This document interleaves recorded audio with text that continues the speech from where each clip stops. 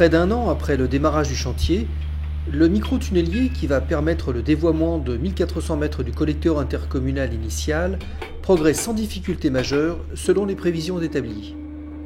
Ce nouveau collecteur, destiné à remplacer une canalisation dégradée et difficilement accessible, s'éloigne du tracé originel situé en fond de vallée pour rejoindre la station d'épuration d'Olainville. Pour respecter l'écoulement gravitaire, le nouvel émissaire s'enfonce jusqu'à 13 mètres sous terre, d'où l'intérêt d'utiliser un micro-tunnelier de 800 mm de diamètre.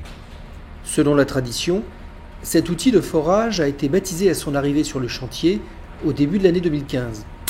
C'est une technicienne du syndicat qui a ainsi été honorée. À l'avant de l'engin, la roue de coupe est adaptée à la nature du terrain. Le micro-tunnelier est ensuite installé au fond d'un des 14 puits qui ont été creusés tout au long du parcours.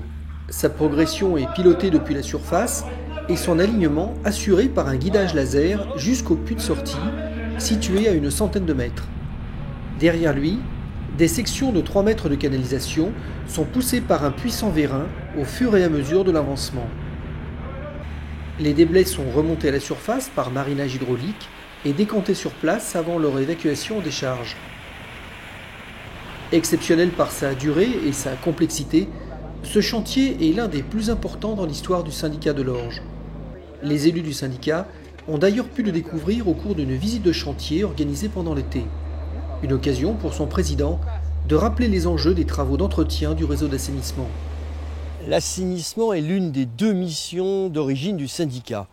J'ai dit l'une des deux vocations d'origine parce que ces canalisations se situant en fond de vallée, il y avait l'autre volet qui était de préserver, d'aménager les vallées et donc la rivière. Donc en fait, c'est l'une des deux missions qui est un peu indissociable de celle de l'aménagement de la vallée. Si votre tuyau d'assainissement est parfaitement étanche, les deux mondes s'ignorent complètement. Vos eaux usées circulent dans le tuyau et les eaux propres de la rivière sont autour, au-dessus, pas de problème. Sauf que ça, c'est pas la réalité. Notre combat permanent aujourd'hui est de réhabiliter ces tuyaux pour leur garantir la meilleure étanchéité possible. On n'arrivera jamais à une étanchéité parfaite.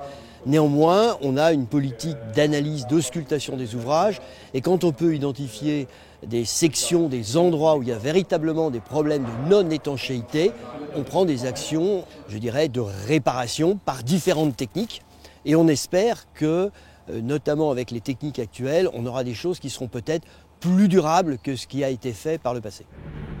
Exceptionnel, ce chantier l'est aussi par son budget de 6 millions d'euros, largement subventionné par les partenaires institutionnels du syndicat de l'Orge.